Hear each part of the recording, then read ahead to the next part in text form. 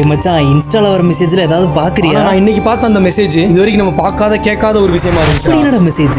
இந்த ஜெனரேஷன் இருக்க குழந்தைங்க தப்பான வழிகளுக்கு போறதுக்கு முக்கிய காரணமா பெத்தவங்க வளர்ப்பு தான் முக்கியமான காரணம்ன்ற மாதிரி அப்பா வேற ஒரு பொண்ணு கூட போயிட்டாங்கன்னு அம்மாவோட வளர்ப்புல வளர்ந்துட்டு இருந்த ஒரு பொண்ணு கொஞ்ச நாள்லயே தன்னோட அம்மாவும் தான் கண்ணு முன்னாடி இன்னொருத்தர் கூட இருக்கிறத பார்த்து சகிச்சுக்க முடியாம தங்கச்சியோட பாட்டி வீட்டுல போய் வளர்ந்துட்டு வர்றா. ஆனா அவங்க பாட்டி வீட்டுக்கு அவங்க அம்மா வந்து இந்த பொண்ணு கண்ணு முன்னாடியே இருக்க ரிலேட்டிவ்ஸ் கூட தப்பான முறையில பழகி இருக்காங்க. எல்லாம் மேல சின்ன பொண்ணுக்கு சாப்பாடு வாங்கி கொடுத்து இந்த பொண்ணோட ரிலேட்டிவ்ஸே நீ உங்க அம்மா மாதிரி தானே வான்னு கூப்பிட்டு டெய்லி நைட்டு சித்தப்பதை பண்ணிருக்காங்க. அதெல்லாம் தாங்கிக்க முடியாம எக்கச்சக்க தடவை இந்த உலகத்தை விட்டு போயிடலாம்னு யோசிச்ச அந்த பொண்ணு தங்கச்சிக்காக தாங்கிக்கிட்டு இன்னமும் இந்த சொசைட்டில தான் வாழ்ந்துட்டு வர்றா. இது நம்ம சப்ஸ்கிரைபர்ஸ்ல இருந்து ஒரு பொண்ணுக்கு நடந்த ஒரு விஷயம். ஆனா இன்னமும் தெரியாம எவ்வளவு விஷயங்கள் தினம் தினம் நடந்துட்டு தான் இருக்கு. ஒரு குழந்தை பிறக்காதா அப்படின்னு எத்தனையோ பேர் ஏங்கிட்டு இருந்தாலும் பிறந்த அழகான குழந்தைகளை நல்ல முறையில வளர்க்க முடியாத எத்தனையோ பெற்றோர்கள் இன்னும் இருக்காங்க. கழுவுறேன்னு எனக்கே தெரியாது, ஆனா அழுதுகிட்டே இருப்பேன்.